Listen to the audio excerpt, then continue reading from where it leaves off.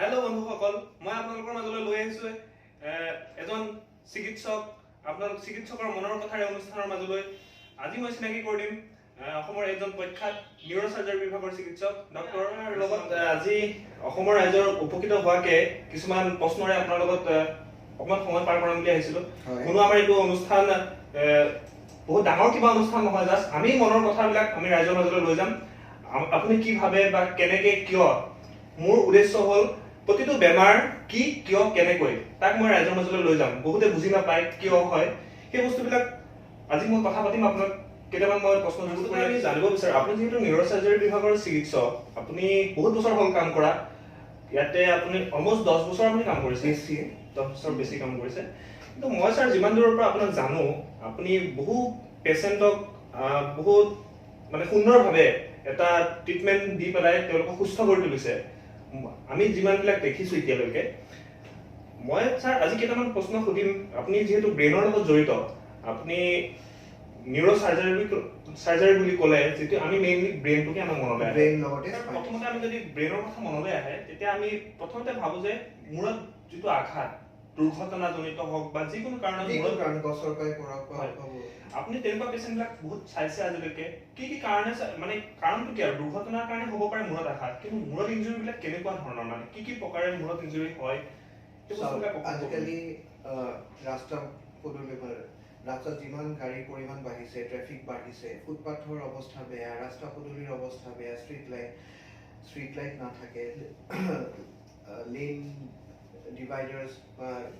Road ডিভাইডাৰ্ছ নাথাকে, traffic signal light পৰ্যন্ত কেতিয়াবা কাম নকৰা হয়। এই ক্ষেত্ৰত আমাৰ ভাৰতবৰ্ষত দেখা যায় যে ৰোড ট্ৰেফিক এক্সিডেণ্ট যিকোনো ৰাস্তাত হোৱা আঘাত খুব বেছি মাত্ৰাত বাঢ়িছে। তাৰ ফলত যিকোনো বয়সৰ মানুহ, সৰু বাচ্ছাৰ পৰা বয়সস্থ মানুহলৈকে আঘাতপ্ৰাপ্ত হোৱা দেখা যায়। আৰু সেইখিনি ৰোগী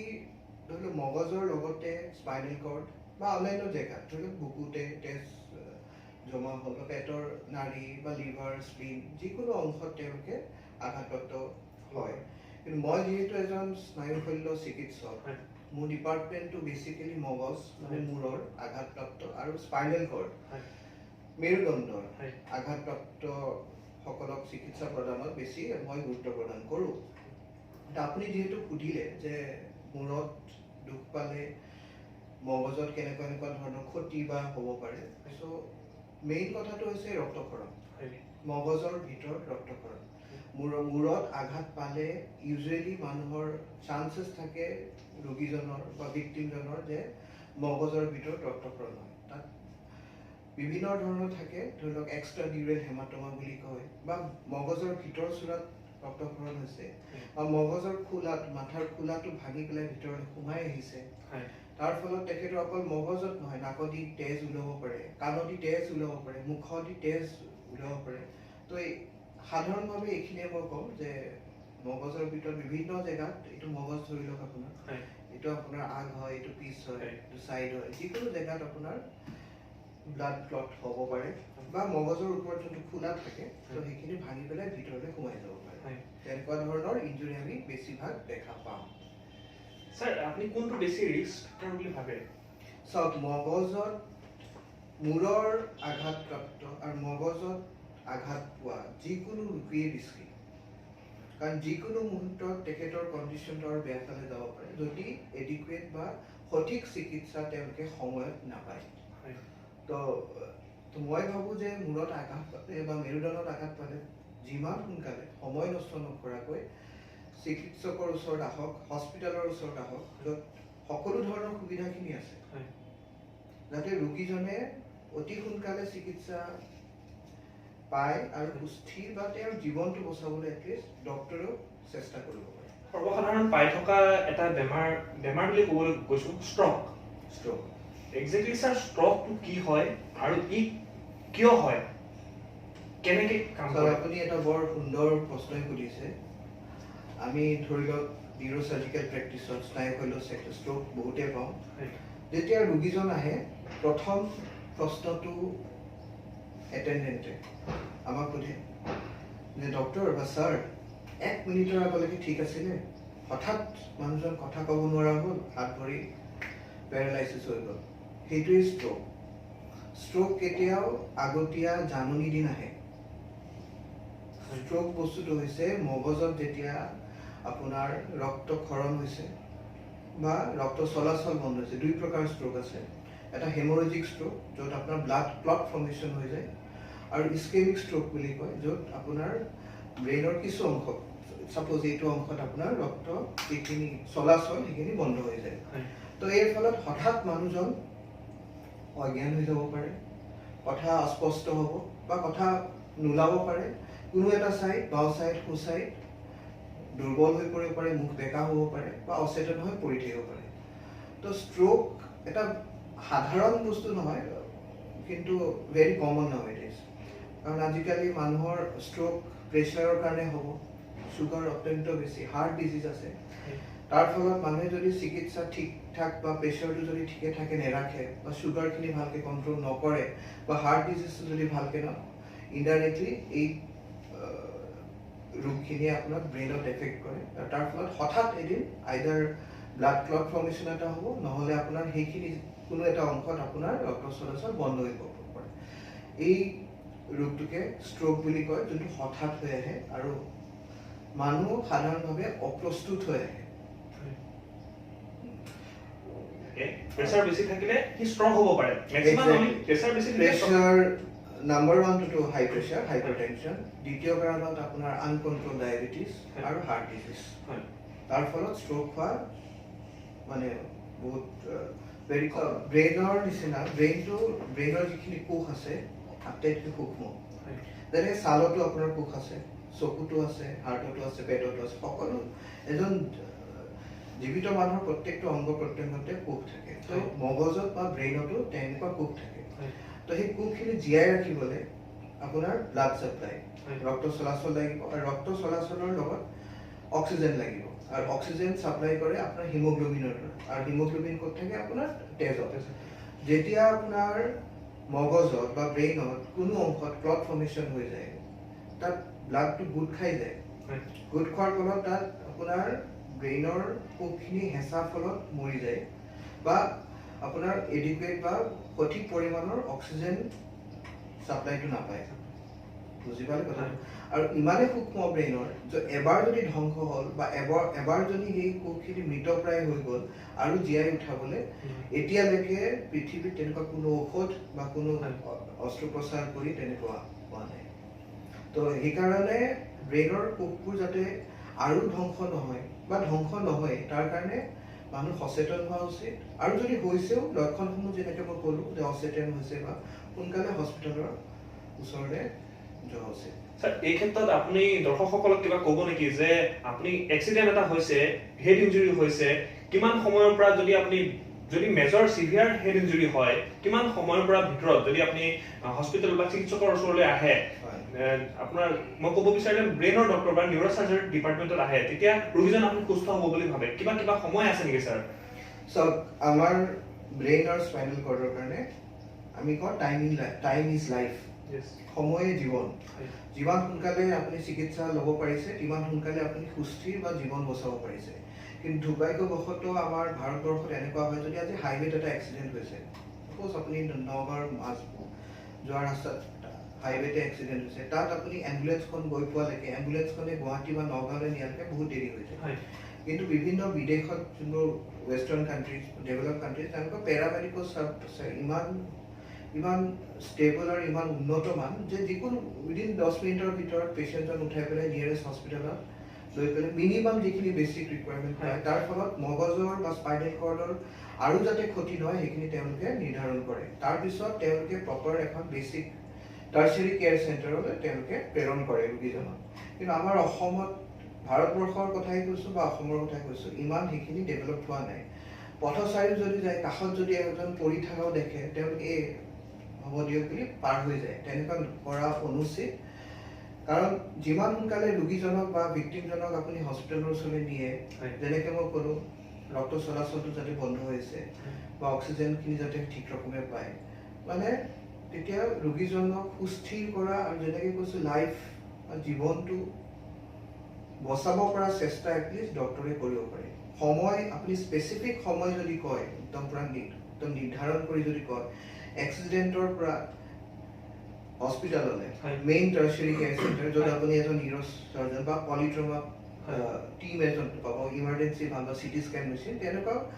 আপুনি 3 ঘণ্টা বা 4 ঘণ্টা which is we call this a golden hour সোণালী ঘণ্টা তাৰ পিছত যদি দেৰি হৈ যায় তেতিয়া মানে ডক্টৰেও চেষ্টা কৰিলেও ইমান আউটকামটো দিব ইজিলি নোৱাৰে অলৰেডি পাৰ্মানেণ্টলি ব্ৰেইন আৰু স্পাইনেল কৰ্ড ডেমেজ আৰম্ভ হোৱা মিনিমাম বেছিক কেয়াৰ এটা ৰোগীজনক অক্সিজেন দিয়ক বাহিৰৰ টেষ্টখিনি যাতে ভিতৰলৈ নাযায় উশাহ বা লাঞ্চত বা হাওফাওত নোসোমাই বমি কৰি আছে সেইখিনি মিনিমাম সেইখিনি এখন সৰু হস্পিটেলত কৰিও তাৰপিছত প্ৰেৰণ কৰিব লাগিব এখন টাৰ্চিয়াৰী কেয়াৰ হস্পিটেলৰ অৰ্থাৎ মানে যিখন হস্পিটেলত আপোনাৰ ইমাৰ্জেঞ্চি কেয়াৰটো 24 ঘণ্টা উপলব্ধ য'ত আপোনাৰ চিটি স্কেন মেচিন আছে য'ত আপোনাৰ আইচিইউ কেয়াৰ ফেচিলিটি আছে য'ত আপোনাৰ 24 ঘণ্টা এটা মেজৰ অপাৰেশ্যন কৰিব পৰা সা সুবিধাখিনি আছে লগতে ব্লাড বেংক এইখিনি হৈছে আপোনাৰ টাৰ্চিয়াৰী কেয়াৰ হস্পিটেল চৰকাৰী ক্ষেত্ৰতো আছে বেচৰকাৰী ক্ষেত্ৰতো আছে তো সৰু হস্পিটেলৰ পৰা মিনিমাম বেছিক যিখিনি ফাৰ্ষ্ট এইড বুলি কয় ফাৰ্ষ্ট এইডখিনি দি পেলাই সময় নষ্ট নকৰাকৈ টাৰ্চিয়াৰী কেয়াৰ হস্পিটেলত লৈ যোৱাটো উচিত তাৰ ফলত এটলিষ্ট জীৱনটো বচা এটলিষ্ট চেষ্টা সৰ্বসাধাৰণতে ছাৰ আপোনাৰ ডিপাৰ্টমেণ্ট নিউৰ' চাৰ্জাৰী যিটো স্নায়ু শল্য বিভাগ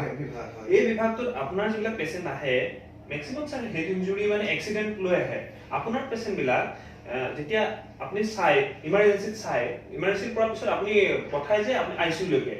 কিন্তু সৰ্বসাধাৰণতে এটা পেচেণ্ট হেড ইঞ্জুৰি পেচেণ্ট এটা আইচিইউত বহুত এটা সময় দীঘলীয়া সময় ধৰি থাকিব লগা হয় কি কাৰণত ছাৰ আমাক দৰ্শকক এবাৰ ক'ব নেকি যে তেওঁৰ ডিউৰেশ্যনটো কিয় বাঢ়ি যায় হস্পিটেল কেয়াৰ কি কাৰণত বাঢ়ি যায়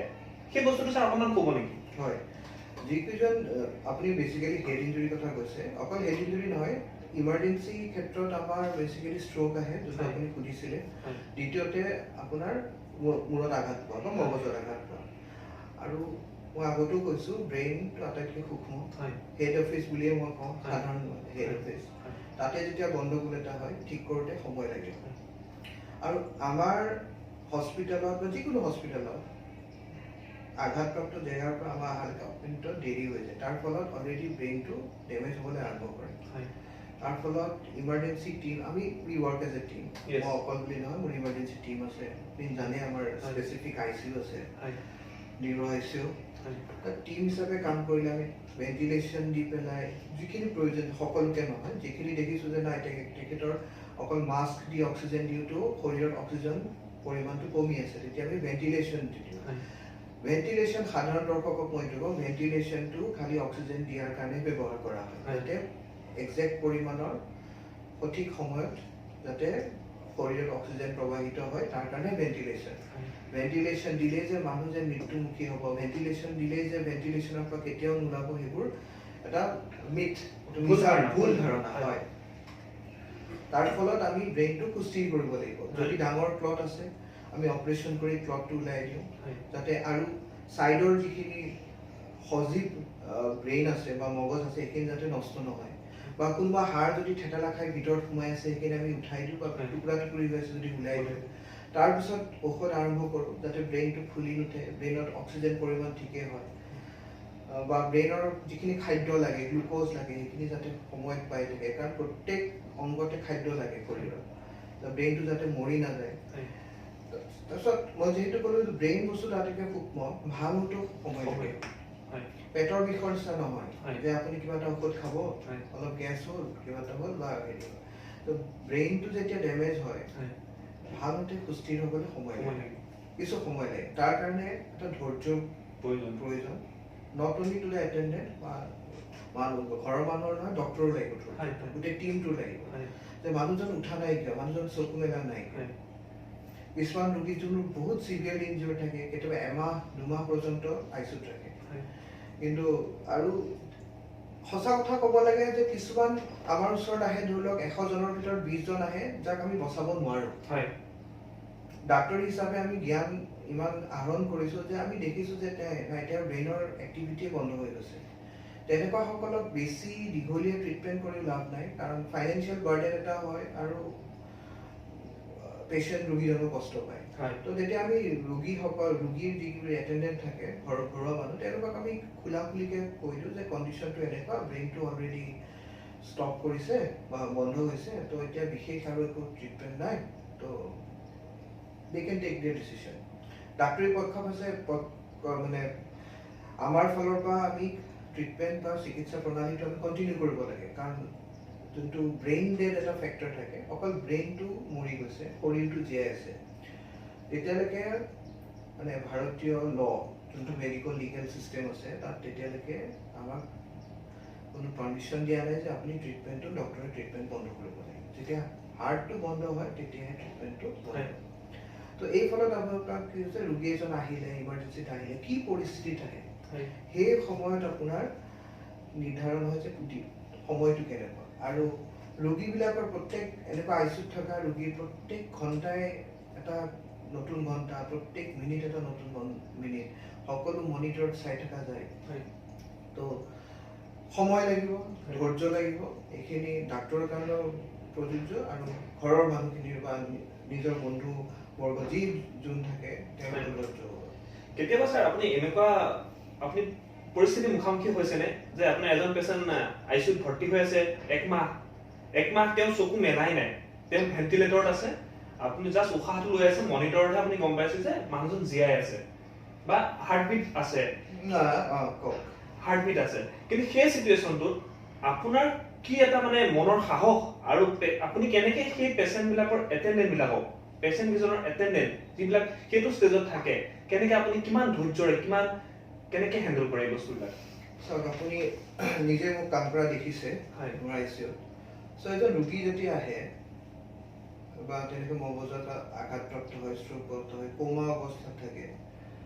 এইটো ভেৰি নেচাৰেল যে ঘৰৰ মানুহৰ চিন্তিত হ'ব। তো সঁচা কথাটো বুজাই দিয়াটো আটাইতকৈ বাঞ্ছনীয়। তেওঁলোকেও সেইটো আমাৰ পৰা বিচাৰে আৰু ময়ো ভাবোঁ যে মোৰ এইটো দায়িত্ব যে সঁচা কথাটো স্পষ্টভাৱে এইটো কৈ দিয়া যে আজিৰ পৰিস্থিতিটো কি, কালিৰ পৰিস্থিতি কোনো নাজানে, অহাকালি কি হ'ব কোনো নাজানে, আজি তেখেতৰ পৰিস্থিতিটো কি। তো দীঘলীয়া সময় যেতিয়া এজন ৰোগী আইচিউত থাকে, ফাইনেন্সিয়েলি হওক, মেণ্টেলি হওক, ছ'চিয়েলি হওক, ৰোগীজনৰ ঘৰুৱা অৱস্থাৰ পৰা চালে বা মানসিক এটেণ্ডেণ্টৰ পৰা চাব গ'লে বহুত কষ্টত থাকে। তো প্ৰকৃত কথাটো ক'লে মেক্সিমাম মানুহে বুজি পায়, তথাপিও কিছু সংখ্যক আছে যে বুজিবলৈ চেষ্টা নকৰে বা মেক্সিমাম মানুহে বুজি পায়। তো আপুনি যেনেকুৱা এটা এক্সাম্পল দিছে, য়েছ আছে তেনেকুৱা, মই নাম ক'ব নিবিচাৰোঁ, ডাঙৰ ফিল্ম ষ্টাৰ এজনৰ দেউতাকে আছিলে অসমীয়া, বহুত দিন এমাহ তেখেতৰ হেড ইঞ্জুৰি হৈছিলে, অপাৰেশ্যন কৰা হৈছিলে, অস্ত্ৰোপচাৰ, তাৰপিছত চকু নেমেলে, হাত ভৰি অলপ চলপ লৰচৰ কৰে, চকু নেমেলে, মানে অলপ কোমা অৱস্থাত আৰু। তো চিটুৱেশ্যনটো আমাৰো টেনশ্যনত হয়, তেওঁলোকেও খুব অপ্ৰস্তুত বা মাজে মাজে টেনশ্যনত যায়। তো সময় দিলে এদিন আশা এটা সদায় থাকে, এটলিষ্ট একমাহলৈকে আমি ৱেইট কৰিব পাৰোঁ, 30 দিনলৈকে। তো 30 দিনৰ মূৰত তেখেতে চকু মিলিলে, সেইটো মেবি সেইটো চাগে কোনো ডক্টৰে নিজৰ ভাষাত বুজাব নোৱাৰিব, এটেণ্ডেণ্টেতো ফূৰ্তিত কান্দিয়ে পেলায়। তো তেনেকুৱা অৱস্থাও হয় কেতিয়াবা, কিন্তু তাৰ কাৰণে ধৈৰ্য, আপুনি যোনটো কৈ আছে ময়ো কৈছোঁ, ধৈৰ্য লাগিব। আৰু অকল এক পক্ষ হ'লে নহ'ব, দুই পক্ষৰ ফালে লাগিব, কাৰণ আমি যি কৰি আছোঁ এটেণ্ডেণ্ট বা ঘৰৰ মানুহ বুজি পাব লাগিব যে চেষ্টাটো চলাই থকা হৈছে, যে অৱনতি ঘটা নাই, সুস্থিৰ হৈ আছে বা ক্ৰমান্বয়ে আস্তে আস্তে ইম্প্ৰুভমেণ্টৰ ফালে গৈ আছে। তো সেইখিনি কথা যদি আমি যিখিনি কৰোঁ বা আমি যিখিনি তেওঁলোকক বুজাওঁ, সেইখিনি যদি বুজি পায়, ডক্টৰৰ বা যিখিনি টিম থাকে, আমাৰ লগত যিখিনি টিম থাকে, কৰিও তেওঁলোকে উৎফুল্লিত হয়। বুজি পায়। মই যদি ছাৰ এই ক্ষেত্ৰত এটা কথা ক'ব বিচাৰোঁ যে আইচিউত থকা পেচেণ্টবিলাক, আপোনাৰ ডিপাৰ্টমেণ্টৰ নিউৰ' চাৰ্জাৰী পেচেণ্টবিলাক, যিকোনো পেচেণ্টেই এটা দীঘলীয়া সময় যিহেতু অতিবাহিত কৰিব লগা হয়, তেওঁলোকক যথেষ্ট ধৈৰ্যৰ প্ৰয়োজন হয়, তেওঁলোকে সেইখিনি ধৈৰ্য ৰখাটো প্ৰয়োজন বুলি ভাবোঁ, বা আপুনি ক'লে অলৰেডি। আৰু তেতিয়া আপোনাক সহায় কৰা হ'ব যে ডক্টৰজনক নিজৰ কামত কেনেকৈ আগবঢ়াই নিব পাৰি, সেই সাহসখিনি ডক্টৰজনকো দিয়া প্ৰয়োজন হয়। সেই গোটেই আপোনাক চিষ্টেমটোত এটেণ্ডেণ্টে আপোনাক সহায় কৰাটো প্ৰয়োজন বুলি মই ভাবোঁ ছাৰ। সেইটোৱে কৈছোঁ, যেতিয়া আমি ৰোগী এজন লওঁ, আমাৰ দায়িত্ব হৈছে ৰোগীজনক সুস্থিৰ কৰা, জীৱন বচোৱা। আমি পাৰিব পাৰোঁ, নোৱাৰিবও পাৰোঁ। কাৰণ সাকসেস ফেইলিয়াৰ ৰেট সকলোতে থাকে তো এই ক্ষেত্ৰত ডক্টৰৰ যোনটো দায়িত্ব যে চিকিৎসা প্ৰদান কৰাৰ উপৰিও ৰোগীজনৰ কি অৱস্থাত আছে ক্ৰমান্বয়ে উন্নতিৰ ফালে আহিছে নে অৱনতিৰ ফালে আহিছে নে একে অৱস্থাতে আছে এইখিনি যাতে ৰোগীজনৰ নিজৰ ঘৰৰ মানুহ বা বন্ধুবৰ্গক এটলিষ্ট ব্যক্ত কৰে বা জনাই দিয়ে এইখিনি অত্যন্ত প্ৰয়োজনীয় তাৰ ফলত আমি কৰা কথাখিনি যে তেওঁলোকে বিশ্বাসত লৈছে সেই বিশ্বাসত লোৱাটো দেখালে আমাৰো এটা অনুপ্ৰেৰণা জাগে বা আমাৰ টিমৰ অনুপ্ৰেৰণা জাগে যাতে আৰু যাতে সুস্থিৰ হওক আমাৰ এটা আগ্ৰহ থাকে বা সকলোৰে থাকে এটা ভাল লাগে মনতে তো এই কথাখিনি একচুৱেলি এটলিষ্ট 20-20% মানুহে বুজিব নিবিচাৰে কাৰণ এটা ফেক্টৰ এটা ধৈৰ্যৰ সীমা এটা ধৈৰ্য মানে ধৰাটো একটু কঠিন হৈ পৰে তেওঁলোকৰ লগতে কি হয় প্ৰাইভেট হস্পিটেলত আপোনাৰ খৰচৰ ফেক্টৰটো বহুত বেছি হয় প্ৰত্যেক দিনে ধৰি লওক কিছু প্ৰত্যেক হস্পিটেলৰ বেলেগ বেলেগ হয় তো ইন্টেনসিভ কেয়াৰত থাকিলে যেতিয়া বিশেষ স্পেচিফিক দৰৱ ঔষধ মনিটৰছ বা এইখিনি ভেন্টিলেশ্যন ব্যৱহাৰ কৰে তাৰ কিছুমান চাৰ্জেছ থাকে সেই বিনিময়ত তেওঁলোকে মানসিকভাৱে অপ্ৰস্তুত হয় লগতে ফাইনেন্সিয়েলি ডাউন হয় তো এইখিনি ফেক্টৰ যদি তেওঁলোকে বুঝে বা আমাকো যদি জ্ঞাত কৰায় যে তেখেতলোকৰ ফাইনেন্সিয়েল অৱস্থা বেয়া বা তেনেকুৱা then we also try to arrange so that সাধাৰণতে স্যাৰ দেখা যায় আমাৰ আইসিইউ বিলাকত যেহেতু পেশেন্ট এটা দীঘলীয়া সময় আপোনাৰ ডিপাৰ্টমেন্টৰ পেশেন্ট বিলাক বহুত দীঘলীয়া সময় ধৰি ৰাখা হয় সেই পেশেন্ট বিলাকৰ বহুত এটেন্ডেন্টৰ কাৰণে এটা বহুত ডাঙৰ ইকোনমিক প্ৰবলেম এটা হৈ যায় যে পইচা মেটাৰ কৰে কিন্তু স্যাৰ এনেকুৱা কিছুমান কাৰণ আপুনি ভাবাত কেনেকুৱা কি কাৰণত ইমানখিনি ধৰি লওক এটা বহুত হিউজ বাজেট হৈ যায় আপোনাৰ ডিপাৰ্টমেন্টৰ পেশেন্ট বিলাক কিবা আপুনি ভাবে নেকি সেই বিষয়ে হয় যেহেতু মগজত আঘাতপ্ৰাপ্ত ষ্ট্ৰোক হোৱা প্ৰথমতে আমি আইচিইউতে ভৰ্তি কৰিব লাগিব আৰু পেশেন্টৰ কণ্ডিশ্যন হিচাপে প্ৰয়োজন সাপেক্ষে ভেন্টিলেশ্যনত লগা হয় মনিটৰ ব্যৱহাৰ কৰা হয় বিশেষ মেডিচিন কিছুমান ব্যৱহাৰ কৰা হয় তো প্ৰাইভেট সেটআপত প্ৰত্যেক হস্পিটেলৰে কিছুমান স্পেচিফিক বেলেগ নিৰ্ধাৰিত চাৰ্জেছ থাকে তাৰ ফলত প্ৰত্যেক দিন হিচাপে অলপ খৰচটো বেছি হয় আৰু যেহেতু আপুনি ক'লে যে আমাৰ মোৰ ডিপাৰ্টমেন্টৰ বা মোৰ বিশেষ মানে ডিপাৰ্টমেন্টৰ যিখিনি ৰোগী অলপ দীঘলীয়া থাকিব লাগে খৰচটো অলপ ব্যয়বহুল হয় তাৰ কাৰণে মানসিকভাৱে বা ফাইনেন্সিয়েলি হিচাপে অপ্ৰস্তুত মেক্সিমাম অসমৰ জনসাধাৰণ হৈ পৰে যাৰ একচুৱেলি ইমান বেংক বেলেঞ্চ বা ইমান নাচকীয়া ধন নাথাকে আৰু হেল্থ ইঞ্চুৰেঞ্চ নাথাকে দেই মেক্সিমাম মানুহৰ লাইফ ইঞ্চুৰেঞ্চ থাকে কিন্তু হেল্থ ইঞ্চুৰেঞ্চ নাথাকে যোনটো মই ভাবো আজিৰ দিনত বহুত প্ৰয়োজনীয় তো কিন্তু মোৰ হস্পিটেলত বা মই যিখন হস্পিটেলত কাম কৰি আছো যিখিনি মিনিমাম যিখিনি লাগে অপ্ৰয়োজনীয় বস্তুখিনি আমি নিদিওঁ প্ৰয়োজনীয় বস্তুখিনি আমি দিবই লাগিব কাৰণ আমাৰ মেইন উদ্দেশ্য হৈছে পেশেন্টজন যাতে অৱনতি নঘটে বা সুস্থিৰ আমি কৰিব পাৰোঁ আৰু যেতিয়া আমি দেখিছো যে আমি যিমান সোনকালে আমি সুস্থিৰ কৰিব পাৰিছো বা আইচিইউ বা ইন্টেনসিভ কেয়াৰ ইউনিটৰ পৰা উলিয়াই দিব পাৰিছো আমি তৎক্ষণাত আমি তেওঁলোকক ৱাৰ্ড বা কেবিনেটত আমি শিফ্ট কৰিছো যাতে তেওঁলোকৰ খৰচটো কমে আৰু লগতে চিকিৎসা প্ৰণালীটো ঠিক ৰকমে পায় তো এইবোৰ বস্তু আপোনাৰ বিভিন্ন হস্পিটেলৰ বেলেগ বেলেগ প্ৰট'কল আছে মই বেলেগ হস্পিটেলৰ কথা ক'ব নাজানো কাৰণ মই যিহেতু এখন হস্পিটেলৰ মেইন ষ্টাইল হ'লেও চিকিৎসক হিচাপে কাম কৰি আছো মোৰ নিজৰ প্ৰট'কলটো হৈছে যে মিনিমাম যিখিনি ৰিকুৱাৰমেণ্ট আমি দিওঁ অলাগতিয়াল বস্তুখিনি আমি নকৰোঁ তাৰ ফলত যিখিনি ধৰি লওক বিল আহে সেইখিনিতো আহিবই আৰু ৰোগটোৱে তেনেকুৱা যে সোনকালে আঘাত পোৱাটো তৎক্ষণাত ছাডেন ষ্ট্ৰোক ছাডেন হ'ব কিন্তু ভাল হওঁতে সময় লাগে আৰু তাৰ কাৰণে প্ৰয়োজনীয় ধন আমাৰ অসমীয়া সমাজত খুব কম মানুহৰে থাকে আৰু হেল্থ ইঞ্চুৰেঞ্চ নথকাৰ কাৰণে আৰু সমস্যাবোৰ অলপ বৃদ্ধি পায় আপুনি যেহেতু স্যাৰ নেমকেয়াৰ নিউৰোসায়েন্সৰ মুৰব্বী বুলি ক'ব লাগিব মুৰব্বীয়ে হয় নিউৰোসাৰ্জাৰী ডিপাৰ্টমেন্টৰ সো আপোনাৰ নেমকেয়াৰ আইসিইউ নিউৰোসাৰ্জাৰী আইসিইউ আপোনাৰ কি বিশেষ মানে আপুনি সুবিধা তেনেকুৱা উপলব্ধ আছে যিকোনো ইমাৰ্জেন্সি অচেতন বা ক্ৰিটিকেল যিকোনো পেশেন্ট আছে ইমাৰ্জেন্সিৰ পৰা বেসিক্যালি আমাৰ নিউৰো ইন্টেনসিভ কেয়াৰ ইউনিটত ভৰোৱা হয় তাৰ লগতে আমি 4খন বিছনা আমি সেমি আইসিইউ নিচিনাকৈ ৰাখিছো যাক ভেন্টিলেশ্যন নালাগে তাত আমাৰ ভেন্টিলেটৰ সুবিধা আছে মনিটৰ সুবিধা আছে 24 আৱাৰ্ছ একদম পুৰা experience doctor Sisters are very experienced. মই নিজে পাৰ্চনেলি তেওঁলোকক সিলেক্ট কৰি অনা লগতে টেকনিচিয়ান কিনো যিকোনো মুহূৰ্তত লাইফ সেভিং যিখিনি প্ৰচিজাৰ লাগে অকল তেওঁলোকে ধুনীয়াকৈ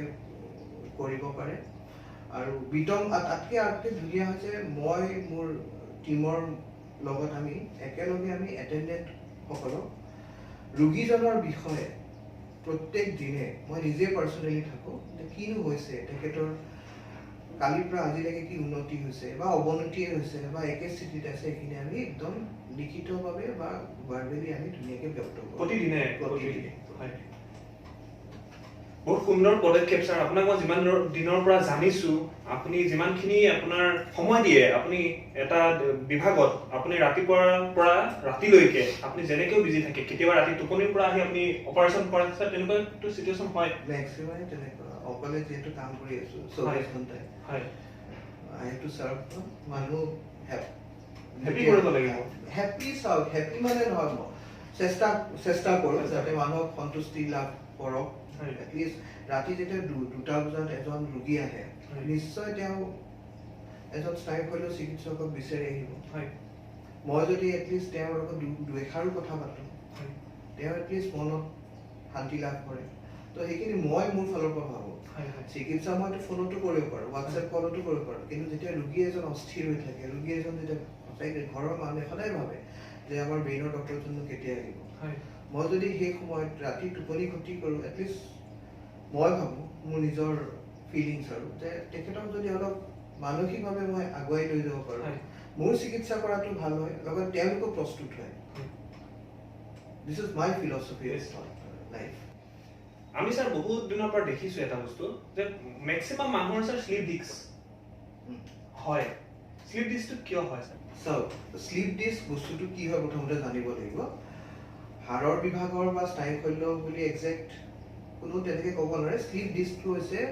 মেৰুদণ্ডৰ মাজত প্ৰত্যেকডাল হাড়ৰ মাজত কিছুমান ডিস্ক থাকে কুশ্বনৰ নিচিনা থাকে কোমল অংশ এটা থাকে সেইটো সেই অংশটো স্লিপ হৈ পেলাই নাৰ্ভডালক আপোনাৰ চেপা দি ধৰে তাৰ ফলত আপোনাৰ হাতত বা ভৰিত বিষ আৰম্ভ হয় জিনজিননি আৰম্ভ হয় আৰু দুৰ্বলতা আৰম্ভ হয় দুইখন হাতো হ'ব পাৰে দুইখন ভৰিটো হ'ব পাৰে বা এক চাইডৰ ভৰিটো হ'ব পাৰে এক চাইডৰ হাততো হ'ব পাৰে এটা যিখিনি লক্ষণ মই ক'লো যে ডিস্কৰ কাৰণে এই লক্ষণখিনি কিহৰ কাৰণে হৈছে স্লিপ ডিস্কটোৱে আপোনাৰ সেই নাৰ্ভডাল হেঁচা মাৰি ধৰাৰ কাৰণে চাব গ'লে এইটো নাৰ্ভৰ বেমাৰ সুধিলে আপুনি কিয় হয় কাৰণ বহুত আছে প্ৰথম কথা হৈছে মানুহৰ আজিকালি লাইফষ্টাইল আমি লাইফষ্টাইল ডিজিজ বুলিয়ে কোৱা হৈছে মানুহৰ ফিজিকেল এক্টিভিটি একো নাই গোটেই শৰীৰৰ বোজাটো মানুহে মেৰুদণ্ডত দিয়ে তাৰ ফলত মেৰুদণ্ডটো ক্ষয়ত যায় ক্ষয় যোৱাৰ লগে লগে চেপ খাই ডিস্কখন আৰু নাৰ্ভডালত চেপা খায় শকত হোৱা ফিজিকেল এক্টিভিটি নাই প্লাছত মানুহ বহুত দেৰি বহি থাকে ধৰি লওক IT চেক্টৰতে আহিছে বা কম্পিউটাৰ লেপটপ ডেস্কটপতে কাম কৰি আছে পজিশ্যন বহা পজিশ্যনটো ঠিক নহয় পূজা হৈ বহিব মোবাইল খেলি থাকিব ডিঙিটো বেকা কৰি পেলাই তাত আপোনাৰ ডিঙিত ট্ৰাউজাৰত দুখ পায় জিমৰ মেক্সিমাম আমি য়ং জেনেৰেশ্যন যেনেকুৱা জিমত যায় উইদাউট প্ৰপাৰ গাইডেঞ্চ উইদাউট আজি যদি 10 কিলো উঠাব পাৰে তেওঁ ঘপকে 20 কিলো উঠাই দিব তাৰ ফলত আপোনাৰ ইঞ্জুৰি হয় জাষ্ট 2 মাহৰ আগতে মই জাষ্ট 15 বছৰ য়ং ল'ৰা জিম কৰি আছিলে ৱেইট লিফটিং কৰিলে সাডেনলি স্লিপটো ভৰি দুইখনে পেৰালাইচিছ হৈ গ'ল দুখ লাগে তো এইখিনি যদি জীৱন প্ৰণালী যদি আপুনি ঠিক কৰি ৰাখিব পাৰে লাইফষ্টাইলখিনি শকত কমাওক মিনিমাম বেচিক যিখিনি এক্সাৰচাইজেছ লাগে সেইখিনি কৰক ডায়েটটো ঠিক ৰাখক ৱৰ্ক পজিশ্যন যিটো ক্ষেত্ৰত আপুনি কাম কৰে যাতে চিটিং পজিশ্যনটো বা ৱৰ্কিং পজিশ্যনটো ঠিক কৰক তো এইখিনি যদি আপুনি ঠিক থাকে স্লিপ ডিস্কৰ ইনচিডেঞ্চটো বহুত কমি থাকে কিন্তু আজিকালি মানুহৰ সময় নথকা নিচিনাই হৈছে নেকি মই নাজানো মানে সেইকাৰণে মই বেচিকেলি এইটো মোৰ দেন ডিজেনেৰেটিভ এটা লাইফষ্টাইল ডিজিজৰ নিচিনাই হৈছে স্লিপ ডিস্কৰ স্যাৰ যেতিয়া আপুনি সাৰ্জাৰী কৰে সাৰ্জাৰী কৰিব লগা হয় যেতিয়া এক্সট্ৰিম পৰ্যায়ত হয় প্ৰথমতেতো ঔষধৰে দিয়া হয় ঔষধ দিয়া হয় বেড ৰেষ্ট দিয়া হয় এক্সাৰচাইজটো পিছৰ ভাগত আহে দ্বিতীয় ষ্টেজত আহে তাৰ পিছত যদি সুস্থিৰ নহয় বা বিষটো নকমে বা দেখিছোঁ যে ক্ৰমান্বয়ে বিষটো বাঢ়ি আছে বা দুৰ্বলতা আৰম্ভ হৈছে বা জিনজিননিটো অনবৰত আহিছে তেতিয়াতো চাৰ্জাৰী কৰি পেলাই সেই ডিস্কখন উলিয়াই দিব লগা হয় কিমান দূৰ সফল হয় স্যাৰ এই স্লিপ ডিছঅৰ্ডাৰ যদি অপাৰেশ্যন হয় কিমান দূৰ সফল বুলি ভাবে আপুনি এগেইন চাওক আপোনাৰ বস্তুটো সফল বিফল হৈছে এতিয়া আপুনি কেনেকে পেশেন্টজন ৰোগীজন ট্ৰিটমেন্ট কৰিছে আপুনি কেতিয়া ৰোগীজনক অপাৰেশ্যন কৰিছে সাধাৰণতে স্লিপ ডিস্ক আপোনাৰ সাধাৰণ সমাজৰ মানুহ সকলোৰে কঁকালৰ বিষ থাকে কেতিয়াবা সকলোৰে ভৰিখন ভাঙি পৰে সকলোকে আপুনি যদি কাটিব আৰম্ভ কৰে বা অপাৰেশ্যন কৰিব খোজে আপোনাৰ সাকসেস ফেইলিয়াৰ ৰেট 100% হ'ব আপুনি কাক কৰিব যাক দেখিছে যে ঔষধ আপুনি দিছে কাম কৰা নাই যাক আপুনি বুজাইছে যে গধুৰ বস্তু নুঠাব আঘালি কাম নকৰিব এইখিনি তেওঁ মানাৰ পিছতো বাঢ়ি আছে বা এইখিনি কৰাৰ পিছতো দেখিছে তেওঁ জিনজিননি ভৰি বিষটো ভাল পোৱা নাই তেতিয়া সেইবোৰ ৰোগীক আপুনি অস্ত্ৰোপচাৰ কৰিলে সাকসেস হ'ব আপুনি যদি সকলোকে যদি পদ্ধতি কিছুমান আছে ষ্টেপ কিছুমান আছে ষ্টেপ 1 ষ্টেপ 2 আপুনি ষ্টেপ ধৰক 4 নম্বৰ প্ৰথম মই কওঁ যে লাইফষ্টাইল বহাটো ঠিক কৰক আঘালি নবহিব বা আঘালি কাম নকৰিব গধুৰ বস্তু নুঠাব দ্বিতীয় হৈছে মেডিচিন ধৰক 2 সপ্তাহ মানৰ পৰা তৃতীয় হৈছে জাস্ট মিনিমাম এক্সাৰসাইজেছ কৰে যেনে ফিজিঅথেৰাপি বুলি কোৱা যায় 4 নম্বৰত আছে আপোনাৰ অপাৰেশ্যন আপুনি 4 নম্বৰ বস্তু যদি 1 নম্বৰত আনিব বিচাৰে আপুনি ফেইলিয়াৰ ৰেটটো বহুত পাব তো 4 নম্বৰটো 4 নম্বৰতে যদি ৰাখে তো তেনেকুৱাকে যদি আপুনি ৰোগীজন যদি চিকিৎসা পদ্ধতিত গৈ থাকে আপোনাৰ সাকসেস ৰেটটো 100% হ'ব আৰু স্যাৰ বেছি ল্যাপটপ বা কম্পিউটাৰ যদি আপুনি কাম কৰি থাকে স্লিপ ডিছৰ মাত্ৰাটো বেছি হ'ব পাৰে নেকি তেনেকুৱা স্লিপ ডিস্ক গোটেই মেৰুদণ্ড ডিঙিৰ পৰা পিঠিৰ পৰা কঁকাললৈকে হ'ব পাৰে তো ল্যাপটপত বেছি কাম কৰি থাকিলে মানুহে ডিঙিটো এনেকৈ ৰাখে তো ডিঙিত ষ্ট্ৰেইন পৰে ষ্ট্ৰেছ পৰে তাৰ মাজত যিখিনি হাড় থাকে হাড়ৰ মাজত যিখিনি ডিস্ক থাকে সেইখিনি ক্ষয় গৈ গৈ নাৰ্ভাছ চেপা দিয়ে তো ল্যাপটপ সেইকাৰণে যিকোনো মানুহে যদি বেংকত কাম কৰি আছে ইনফৰমেশ্যন টেকনলজি চেক্টৰত বা কল চেণ্টাৰত কাম কৰি থাকে বেছিভাগ ডেস্কটপত কাম কৰি থাকিব লগা তেওঁলোকৰ ডিঙিৰ পজিশ্যনটো বহুত ইম্পৰ্টেণ্ট বহি থকা পজিশ্যনটো বহুত ইম্পৰ্টেণ্ট পূজা হৈ যাতে নবহে পিঠিখন যাতে চিধা হৈ বহে তো সেইখিনি প্ৰয়োজন স্যাৰ অত্যাধিক গাড়ী চলালেও হ'ব পাৰে স্লিপ ডিস্ক সেইটো গাড়ী হে একে কথা আহিলে বস্তুটো বহা গাড়ী ড্ৰাইভিং সিটটো কেনেকুৱা বহুত মানুহে পূজা হৈ চলায় কিছুমানে চিধা হৈ নচলায় তো how you sit how you take your back that is important সৰ্বসাধাৰণতে আমাৰ কিছুমান এনেকুৱা পেচেণ্ট এক্সিডেণ্ট লৈ আহে স্যাৰ মোৰটো আধা ভাঙি গৈছে সেই পেচেণ্টবিলাক আপোনালোকেতো মই বচোৱা দেখিছোঁ স্যাৰ অপাৰেশ্যন কৰে তাৰপিছত পেচেণ্টজন বহুত দিন হস্পিটেলত থাকে বাচি যায় কিন্তু স্যাৰ সেই যে ভাগি গৈছে আমাৰ মূৰৰ যিটো হাৰ্ডি ভাগি যোৱাৰ পিছত তাক বহুত দিন আপুনি মানে খালীকৈ ৰাখে হাৰ্ডিটো উঠাই দিয়ে তাত আকৌ নতুন হাৰ্ডি লগাব নোৱাৰে সেই বস্তুটোৰ বিষয়ে অকণমান ক'ব নেকি স্যাৰ কি হয় যে আৰ্টিফিচিয়েল স্কাল কি হয় আৰ্টিফিচিয়েল স্কাল মানে ধৰি লওক মূৰত বা আঘাত প্ৰাপ্ত হোৱাৰ পিছত কেতিয়াবা এটা অংশ বা যিকোনো কিছুমান জেগা ভাঙি চুৰমাৰ টুকুৰা টুকুৰি হৈ যায় সেই অংশখিনি ব্ৰেইনৰ ভিতৰত সোমাই যায় বা ওপৰতে লাগি থাকে এইখিনি আমি আকৌ লগাই দিব নোৱাৰোঁ কাৰণ লগাই দিলে আপোনাৰ ইনফেকশ্যন হোৱাৰ চান্সেছটো বহুত বেছি থাকে তো আমি এইখিনি কাটি পেলাই উলিয়াই দিওঁ পৰৱৰ্তী সময়ত যেতিয়া আপোনাৰ পেচেণ্টজন সুস্থিৰ হ'ব ধৰি লওক 2 মাহ 3 মাহৰ পিছত কাৰণ এইখিনি এটা গেপ এটা থাকি যাব ছালৰ তলতে কাৰণ এইখিনি আকৌ পিছত যদি তেখেতে পৰে বা আঘাত পায় তেতিয়া ডাইৰেক্ট ব্ৰেইন ডেমেজ হোৱাৰ চান্সেছ থাকে তো তেতিয়া আমি আৰ্টিফিচিয়েল স্কাল কিছুমান লগাওঁ বিভিন্ন মেটেৰিয়েল থাকে বেছটো হৈছে আপোনাৰ বেছিকেলি টাইটেনিয়াম যোনটো আপোনাৰ MRI কম্পেটেবল হয় তো টাইটেনিয়াম বেছটো লগাই দিলে আপোনাৰ চিৰজীৱন ধুনীয়াকৈ এইখিনি ছেফ গাৰ্ডো হৈ থাকিলে মানে ছেফ হৈ থাকিলে এইখিনি অংশ কাভাৰ হৈ থাকিলে আৰু লগতে পিছত যদি আঘাত চাঘাত পায় তো ডাইৰেক্ট ব্ৰেইন ইঞ্জুৰি নহয় কি আছে খোলাটো আছে হাড়টো এই হাড়টোৰ কথাই কৈছোঁ এই হাড়টো গুড়া হৈ যায় কেতিয়াবা তো গুড়া বস্তুখিনি আমি নাৰাখি পেলাই দিওঁ অস্ত্ৰোপচাৰ কৰি তো পৰৱৰ্তী সময়ত যেতিয়া ৰোগীজন সুস্থিৰ হ'ব বা আহিব বা 2 মাহৰ পিছত মাতি পঠিয়াওঁ তেতিয়া আমি যিখিনি জেগাত হাড়খিনি আমি পেলাই দিলোঁ সেইখিনিত আমি আৰ্টিফিচিয়েল হাড় বা স্কালটো লগাই দিওঁ আগৰ নিচিনাকৈ এতিয়া আগৰ শ্বেপটো আহি যাব ধৰিব নোৱাৰে আপুনি স্যাৰ আপুনি আমাৰ দৰ্শকক বহুত কথাই ক'লে এই কথাখিনিৰ পৰা দৰ্শক চাগে বহুত উপকৃত হ'ব বুলি ভাবোঁ কি কিয় কেনেকৈ অনুষ্ঠানৰ যোগেদি আমি বহুত কথাই পাতিলোঁ স্যাৰ সো ইমানখিনি সময় আপুনি দিলে আমাক আপোনালৈ অশেষ ধন্যবাদ থাকিলে স্যাৰ এনেকৈ আপোনালোকে চাই থাকিব এই মোৰ চেনেলটো সংগ্ৰাম ফৰ লক্ষ্য